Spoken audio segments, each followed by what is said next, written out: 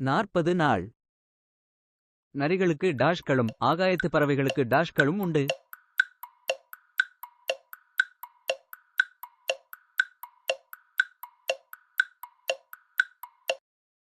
குழி கூடு.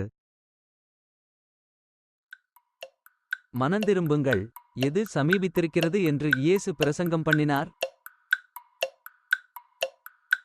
பரலோக ராஜ்யம். இதன்மேல் பசிதாகம் உள்ளவர்கள் திருப்தியடைவார்கள்.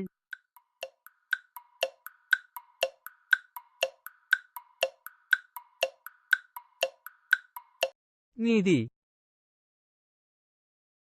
ஒரு மனுஷனுக்கு சத்துருக்கள் யார்?